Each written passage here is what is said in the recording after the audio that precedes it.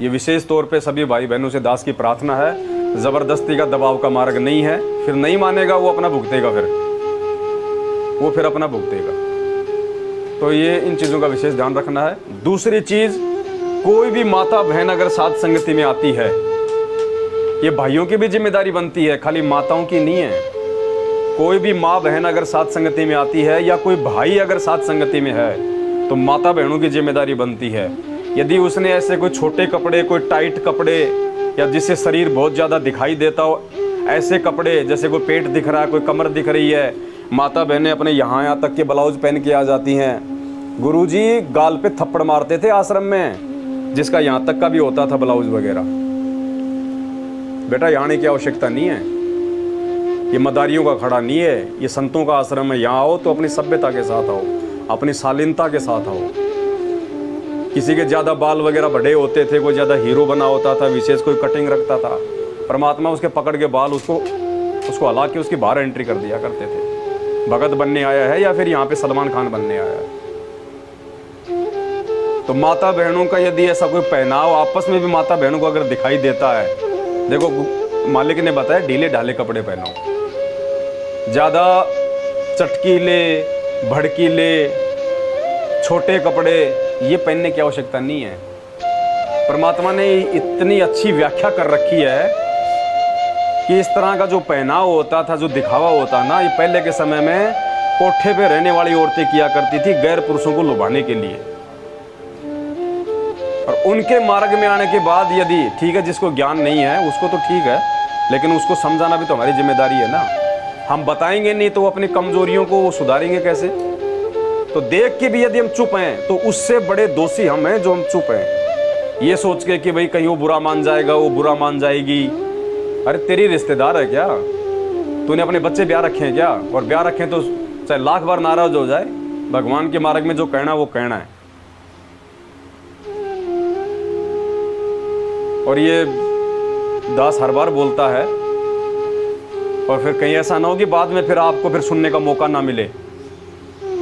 कोई भी माता बहन अगर साथ संगति में आती है, अगर सोना पहनना भी नहीं छोड़ रही है, भाई वो अपने घर पे रख के आ जाए जाके, चाहे वापस मरे पहने, हमें कोई लेना देना नहीं। वो गोबर अगर उसने वापस खाना है तो अपने घर पे जाके खाए, यहाँ दूसरों को गोबर खाने की वो प्रेरणा लेके ना आए, कोई मतलब नहीं रह जाएगा। ये मान बड़ाई का प्रतीक है, सोना अहंकार का प्रतीक है, काल इसमें साक्षात निवास करता है। तुम्हारे पीछे पीछे यहाँ 3 भक्तों को वो प्रभावित करेगा। कोई भगत अपनी नई भगतमती को लेके आया है कि वहां जाएगी, कुछ समझेगी, कुछ भाई बहनों के संपर्क में आएगी।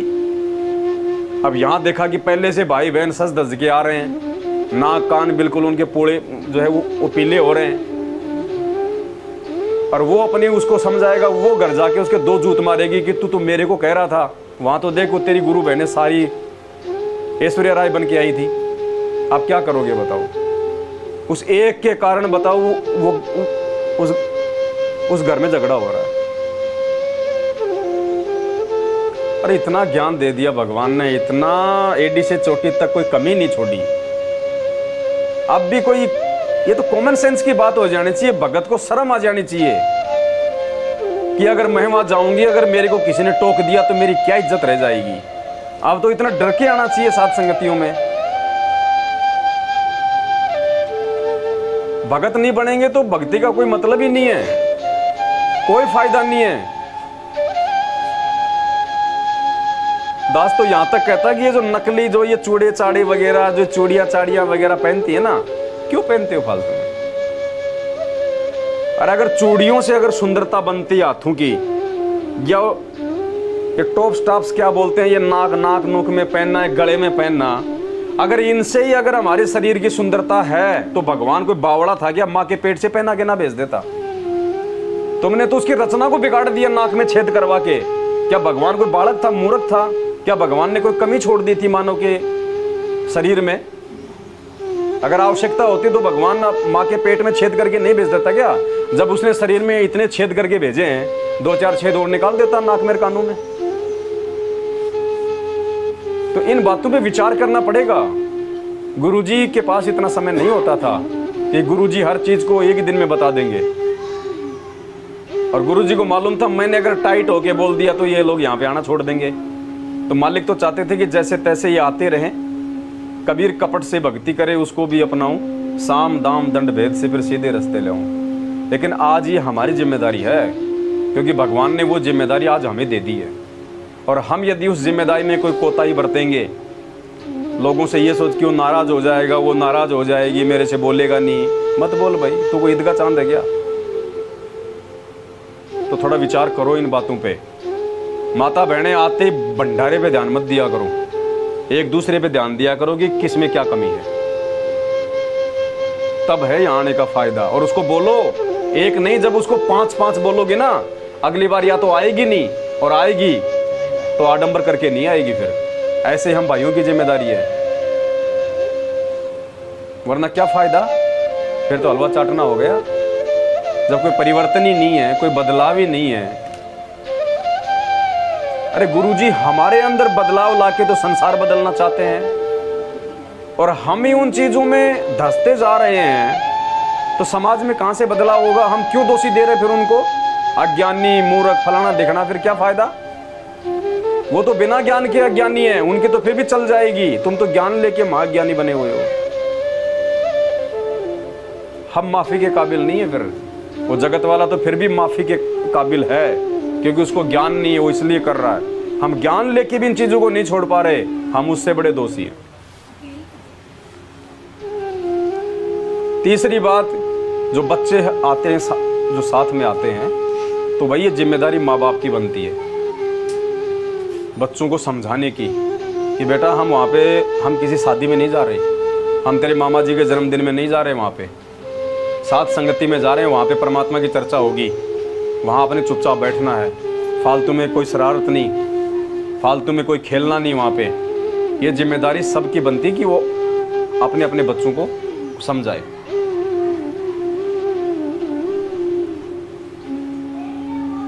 तो इन चीज़ों का थोड़ा सा हमने ध्यान रखना पड़ेगा, तब साथ संगति में आने का फायदा है। बिल्कुल शर्मा शर्मी मत करो, बिल्कुल 1% भी।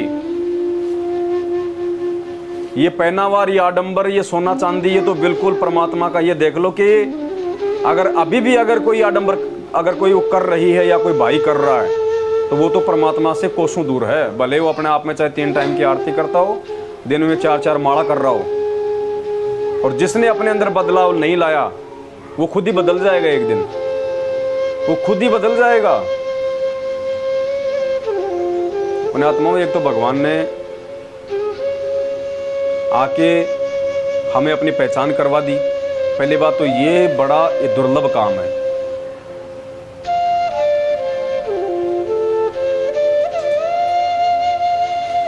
यानी कोई बिरला ही होगा जिसको भगवान अपनी पहचान करवाएगा। बिरला। पहचान का मतलब ये नहीं कि भाई संत रामपाल जी बरवाड़ा में, उनका ज्ञान बहुत अच्छा, चलो नाम ले लो, जाके भक्ति करने लग गए, आरती करने लग गए, वो नहीं। गुरु ही परमात्मा है, गुरु ही सर्वे सर्वा है, सब कुछ है। गुरु के अलावा कुछ भी नहीं है, ना कोई दूसरा भगवान है। गुरु बिन दाता और न दूजा, वाणी आती है ना नित्य नियम में, गुरु बिन दाता और न दूजा। गुरु सेवा में फल सर्वस आवे, और कोई भक्ति, कोई सेवा है ही नहीं। फिर जब गुरु की सेवा में फल, सारे जो फल मिल रहे हैं, तो और कोई भगवान है कहाँ? फिर आवश्यकता क्या फिर हमें किसी और को पूजने की, मानने की? तो पहली बात तो इस भगवान को पहचानना अति दुर्लभ है। कोई बिरला ही होगा जिसको परमात्मा खुद अपनी पहचान करवाएगा, और पहचान होने के बाद फिर कोई सूरमा होगा जो इस भक्ति पे ज्ञान आधार से मर्यादाओं के साथ में टिकेगा। वरना परमात्मा कहते हैं, कामी क्रोधी लालची इनसे भक्ति ना होए, भक्ति करे कोई सूरमा, जाति वर्ण कुल खोए। ऐसे चाहे आते रहो, जाते रहो, लेकिन उसका बेनिफिट कुछ नहीं मिलेगा। परमात्मा ने इतनी इतनी कथाएं बता रखी हैं। अगर कोई वास्तव में, अगर कोई जीवित हो ना, जीवित हो, देखो मुर्दे पे कोई असर नहीं होता है। अगर कोई जीवित है, जीवित का मतलब जिसमें चेतना है, जागृति है, सोचने समझने की क्षमता है, उसमें बुद्धि है, उसको कहते हैं जीवित। परमात्मा ने बताया ना कि एक राजा था, वो एक साध्वी के सत्संग सुना करता था, उससे वो प्रभावित था, और काफ़ी कुछ उसने अपने जीवन में बदलाव कर लिया। 3 उसकी रानियां थी, और ज़्यादातर क्योंकि सत्संग का तो यही काम होता है, फिर सत्संग लेने के बाद भगवान की चर्चा, परमात्मा की चर्चा, ज्ञान की चर्चा। तो राजा अपनी रानियों से भी साध्वी का ही जो है वो जिक्र किया करता था कि बहुत अच्छी है, बहुत अच्छे उसके विचार हैं। आज हमारे गुरुजी हैं, चाहे कोई सुंदर क्यों ना हो, चाहे कोई कितना ही मतलब चाहे कोई सुंदरा क्यों ना हो, लेकिन हमें अपने गुरुजी से बढ़ के कोई सुंदर नज़र नहीं आएगा। सतगुरु 3 लोक से न्यारा, सतगुरु परम पदारथ पूरा। हम तो उन्हीं की चर्चा, उन्हीं की बढ़ाई, उन्हीं की करेंगे ना। तो राजा हमेशा उस साध्वी का जो नाम था, परमात्मा ने बताया पुल्लो देवी, तो हमेशा उसी की वो चर्चा करता था। अब एक दिन क्या हुआ, राजा ने अपनी उसका साध्वी का सत्संग अपने महल में रखवा लिया। अब रानियों ने सोचा कि आज बढ़िया मौका है, आज देखेंगे जिसकी राजा कभी तारीफ करते ही नहीं थकता है, आज देखते हैं वो कैसी सुंदर है। वो अज्ञानी थी, उनको क्या पता, राजा तो ज्ञान के हिसाब से उसकी वो किया करता था। आज देखते हैं वो कैसी क्या है, जिसकी राजा हम इतनी सज धज के रहती हैं तो भी हमारी इतनी प्रशंसा नहीं करता, उसकी इतनी प्रशंसा करता है। तो रानियों ने और भी ज़्यादा श्रृंगार कर लिया कि उससे और ज़्यादा। रानियों को ये था भाई वो थोड़ी हार श्रृंगार करके आएगी, सुंदर होगी, मेकअप माकअप करके आएगी। तो रानियों ने और मतलब डबल सोना चांदी पहन लिया और पूरा मेकअप कर लिया। और शाम को जब आई पुल्लो अपनी 2-4 अपनी सत्संगियों के साथ में, उसने क्या देखा, ये तो कोई बेचारी ऐसी बिल्कुल जैसे कोई भीख मांगता है, कोई रोड पे खड़ा हो गया ऐसे ही, ना कोई हार श्रृंगार, ना कोई नाक में, ना कान में, ना कोई नए कपड़े, टूटे फूटे चप्पल, नहाई ऐसा लग रहा जैसे 4 दिन से नहाई नहीं। अब सत्संग होने लग गया, रानियां भी आके बैठ गई, रानियों का आसन लगा हुआ था अलग से। अब जैसे रानियां तो यूँ ढूंढ रही कि कौन है, जब पूछा रहे भाई कौन है, पुल्लो, बोले ये बैठी, वो तो यूं कर करके वो तो हंसने लग गई, बोले ये है कि, बोले पुल्लो जिसकी राजा इतनी तारीफ करता था। हम तो सोचा पता नहीं कितनी सुंदर होगी। अब वो तो परमात्मा की बच्ची थी ना, थोड़ी बहुत तो इतनी तो दे देता परमात्मा टपट। तो सत्संग के माध्यम से फिर रानी ने वही सत्संग शुरू कर दिया, उसने वो पुल्लो ने, और उसने कहा कि गहना बाधा तन की शोभा, कि मूर्खता में तुम जिसको अपनी ये तन की शोभा समझते हो ना, कहते हैं तो सबसे बड़ी बाधा है ये तेरे लिए, इस शरीर की सबसे बड़ी बाधा है ये। क्योंकि गहना जो है वो मान बढ़ाई का प्रतीक होता है। क्यों पहनती है माता बहनें सोना चांदी, बताओ? दिखाने के लिए, आकर्षण के लिए। जो बदचलन औरतें होती हैं वो दूसरों को आकर्षित करने के लिए, जो पत्नी होती है वो भाई अपने पति को खुश करने के लिए, इसीलिए पहनती हैं। और एक दूसरे को दिखाने के लिए कि देख मेरा पति मेरे लिए अब की बार ये डबल डेकर वाली अंगूठी लाया, ये देख ये हार लाया, मेरा अब की बार ये चैन लाया, दिखाने के लिए, मान बढ़ाई, अहंकार। तो उसने कहा कि गहना बाधा तन की शोभा, और यो तन काचो बांडो, बांडा बोलते हैं मतलब मटके को, काचा यानी कच्चा मिट्टी का जो मटका होता है ना, जो कुमार का, काचा भांडा यानी कच्चा मटका। तो उसने कहा अरे गहना बाधा तन की शोभा, और ये तन काचो बांडो, और बिना भजन के कुतिया बनोगी, वरना राम भजो ना रांडो। रांडो यानी ये फालतू की औरतों, राम का नाम ले लो, भक्ति कर लो, नहीं तो अगले जन्म में कुतिया बनोगी। तो पुण्यात्मा, वो जो सत्संग किया था परमात्मा ने, ना तो वो पुल्लो जीवित है, ना वो रानियां जीवित हैं, वो सत्संग परमात्मा ने अपनी जो शिष्या थी, यानी हम जो भाई बहन हैं, जो माता बहनें, उनके लिए किया परमात्मा ने। अगर ये ज्ञान लेके तुम भी अगर उसी स्थिति में रहोगी जो रानियां थी, तो भाई तुम उसी कुतिया की श्रेणी में हो।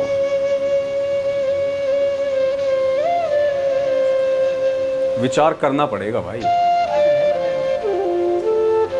और ये मालिक का आदेश है, गुरुजी ने बोल भी रखा है कि सोना तो इतनी खराब वस्तु है, उसको तो अपने घर में भी नहीं रखना चाहिए।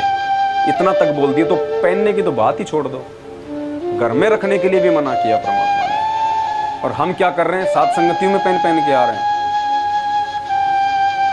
भाई ये विचार करने का विषय है।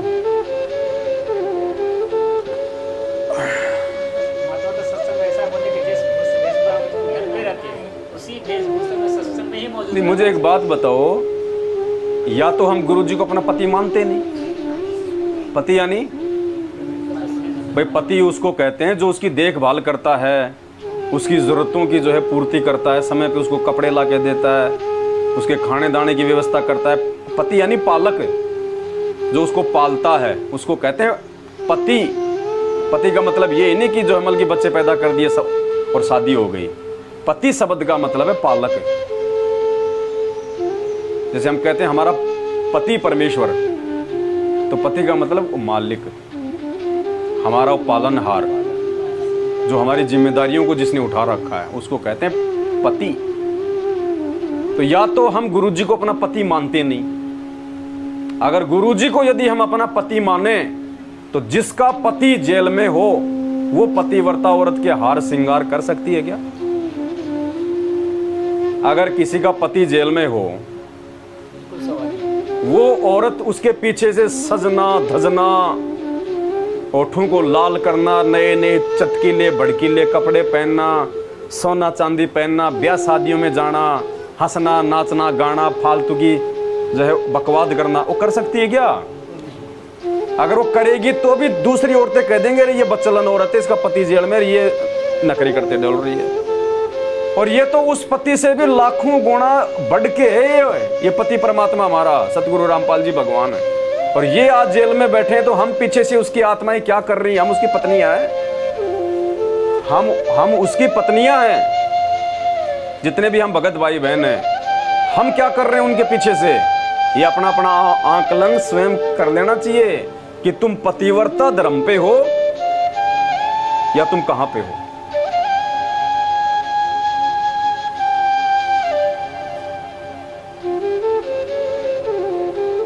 इसीलिए परमात्मा दुखी है, इसीलिए वो जेल से बाहर नहीं आ रहा, वरना उसको किसने बांध के रखा? वो देख रहा जाऊं तो कहां जाऊं, चारों तरफ बस यही आग लग रही है, सब अपनी मस्ती में मस्त हैं। सब ने ये सोच लिया जब गुरु जी आएंगे तब आश्रम में चल पड़ेंगे, बाकी अपना कर रहे हैं अपना।